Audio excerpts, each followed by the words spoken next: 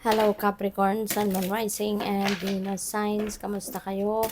Sana po ay nasa mabuti kayong kalagayan. Welcome back po sa Star Tarot.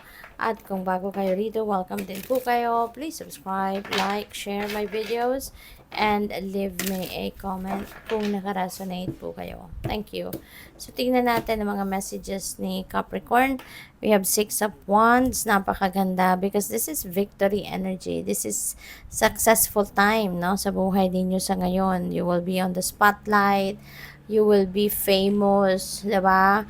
Kung anumang mundo ang ginagalawan ninyo rito, you will be famous in that area. You know, talagang siguro sa ngayon, kung ano man ang ginawa ninyo, ano man ang gagawin ninyo, I mean, mapagtatagumpayan mo yan and you will be recognized, no, by the people around you.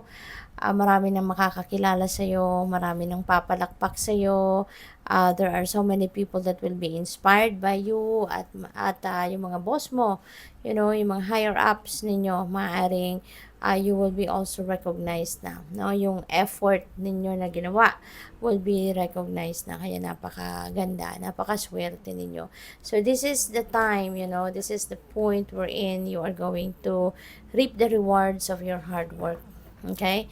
So this is your effort paying off, kaya congrats sa inyo.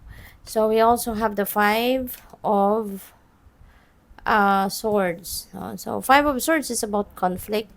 So pwedeng conflict ito with another person or conflict ito sa isip, sa loob ninyo. No? This could be inner conflict.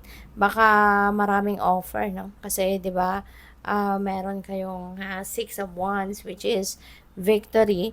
So baka meron ditong mga offer sa inyo ang maaaring iba't ibang kumpanya, no? Maaaring gusto kayong i-pirate, maaaring merong mga ibang kumpanya, ibang opisina na gusto kang kunin, no? Para magtrabaho sa kanila or kunin ang inyong serbisyo. Pwede rin na mayroong promotion dito, no, na ino-offer sa'yo. So, feeling ko this is about rewards, no? Yung conflict na to, yung nalilito kayo sa ngayon is baka siguro sari-sari yung mga ino-offer sa'yo na kung sino-sino dito para kunin ang inyong serbisyo. Kaya nalilito ka. You're going to stay where you are or susubok ka ng iba naman. 'Di ba? So, maaaring yun ang kinakagulo ng isip mo.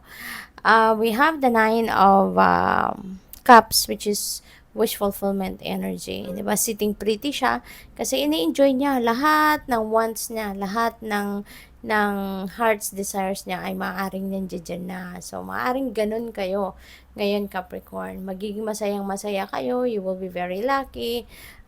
Kasi kung ano man yung pangarap mo, kung ano man yung wishes mo, ay siguro nandiyan na, no? It's coming to fruition. Kaya napakaswerte at napakaganda ng mga mensaheng ito para sa inyo, 'di ba? Magiging you will be filled with joy, you know, you will be filled with joy and happiness talaga around this time. Kaya good luck sa iyo and congrats. This is also time for falling in love, no? Baka ang iba sa inyo dito, Capricorn, kung wala pa kayong love life, baka ngayon magsisimula na kayong magka-love life. Kaya congrats and good luck. So, tignan natin kung ano pa ang mga mensahe para sa'yo. We have, it's time to take action. Okay? Wag na kayong magpatumpik-tumpik pa. Wag na kayong magpamamaya-maya na.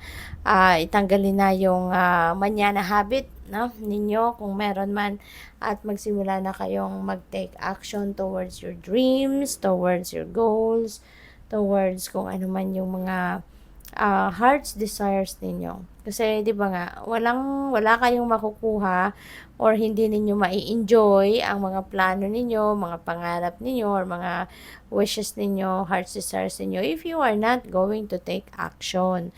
Kasi sino naman ang gagawa nun para sa iyo, hindi ba? Kundi ikaw lang din. No? Kaya kailangan na gumalaw ka. Take that single step, no, para kahit papano makalapit ka na doon sa kung ano man ang gusto mong ma-manifest. We have the end of a tough cycle approaches. Napakaganda. Siguro kung ano man ito, magkakaroon na kayo ngayon ng linaw sa inyong isipan. Maybe you are finding the solution na, no, sa kung ano man itong sitwasyon na nahihirapan kayo. Maybe, kumbaga parang ano, you're going to find the missing piece doon sa puzzle ninyo. You know? Kaya things are going to be all right eventually. Matatapos na. No? Kung ano man ang kinakagulo ng isip mo, kung ano man yung pinoproblema ninyo, you know, that is coming to an end. Kaya that's good. Balance spirituality and practicality. Ayan. So, siguro meron ding i-balances, you know, sa buhay ninyo, lalo-lalo na pagdating sa spiritual side of life ninyo and practicality. So, kailangan lang na pag nilay-nilayan ninyo ito, 'di ba? Kasi dapat talaga para ma-ensure ninyo na walang problema. Kasi kapag nagkakaroon ng imbalance, no, doon nagsisimula ang problema. Doon nagsisimula um, yung yung hirap, 'di ba? Kasi kung may naniniglect kayo or kung mayroon kayong hindi tamang nagagawa, 'di ba? So, mas magandang ibalik natin talaga yung balanse, you know, sa lahat ng areas of life, hindi lang sa spiritual side and practical side, no? Sa lahat ng areas of life para maayos ang lahat. Okay? So, good luck. Thank you for watching Love and Light. Namaste.